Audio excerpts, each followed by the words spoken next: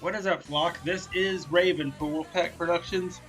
Doing another Raven's game room, and this is one that I'm not sure if I want to play this one, but we're going to anyway.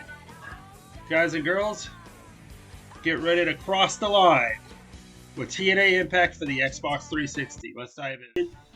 Because let's face it, the Creator Wrestler mode doesn't deserve your love and attention of things.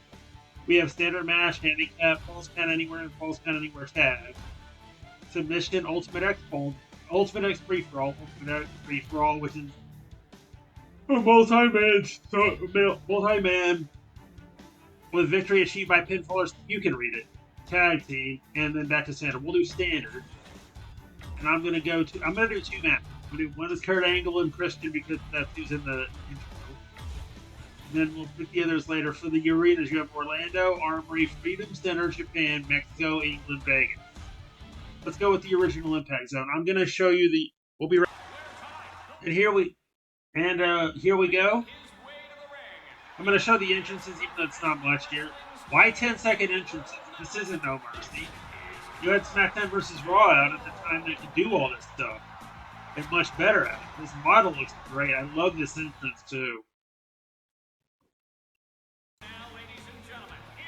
Father of the Year. Get ready to boo. Another good looking model. Christian's models always look pretty good, even in WWE 2K20. Where half the models look like they were run over with a steamroller.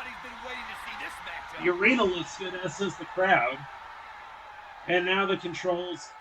I'm not going to tell you how to move because you know how. Y is crouch. Or triangle if you're on the. Or triangle if you're on the PlayStation. Get the brace ready. Yes, he just hit him with the neck breaker. LB and Y is your another graphic movie. Why that? WWE games don't do that. Yes, I'm going to be using WWE games as a reference because they were the competition at the time. And countering is done via prompt when it tells you to counter. WWE games do something similar with this. Doesn't bother me at all. Submissions, I don't like the submission minigame. I can never win. That's not why I don't like it. It kind of it.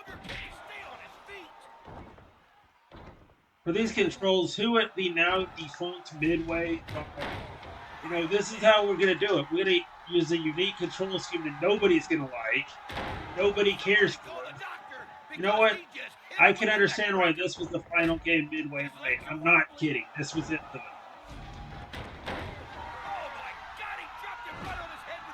And if you're wondering what happened to Midway, well, EA picked up their sports games. We really haven't done much with them outside of maybe game and game and one NFL Blitz. His eyes are all glazed over like a couple of donuts. And Neverwinter took over, or NetherRealm, NetherRealm or NeverRealm, I can't remember which one that is. Actually took over the Mortal Kombat SMB and made it a lot better than it was under Midway.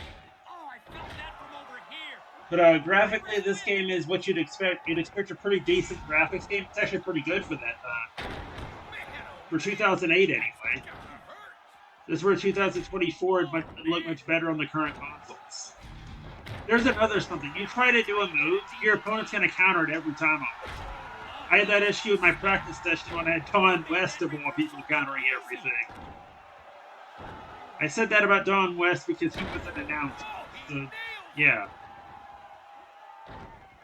It's almost impossible to counter in this game. I've done it a couple of times already. I know you cannot counter the finisher. I've tried. Look at this.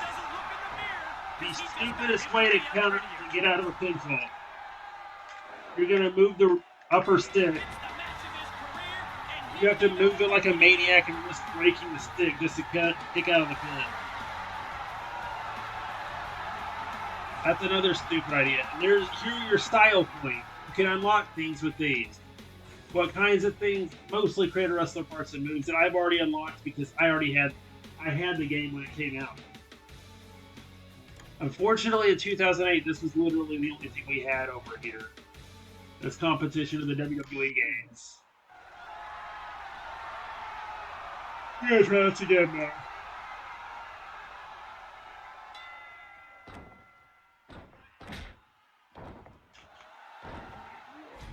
Yep, everything gets countered. I'm not sure how I taunted there, but I did. Nobody moving. He's just been hit with the neck breaker. And this game also has the cheesiest commentary lines that since the I'd say ever. Actually, I was gonna say since Just Bring It, but what commentary was there in that? They just I'll get into that when I review Just Bring It. I don't know when that'll be. Hopefully never. Now, X and A are punch and kick respectively, as you see me doing here. You can do it from the tie-up, from any position you want. Top rope, how to get up there. You're going to hit B, which is your action. What a perfect neck breaker. It's all over. No, it isn't. From the top rope, it's your usual top rope controls from any wrestling game. It's going to be X is your flying strike, X is your or A is your flying grapple. I haven't played this in so long it's not even funny, but I could have done for some crowd chants. Yes, indeedy I did. Okay, I can understand pressing the using the control sticks to get out of being dizzy. They do that in the Street Fighter games, for goodness sake. Last time I looked.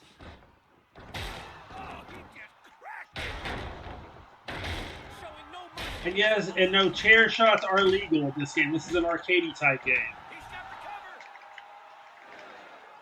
You have to rotate the stick, and it doesn't work.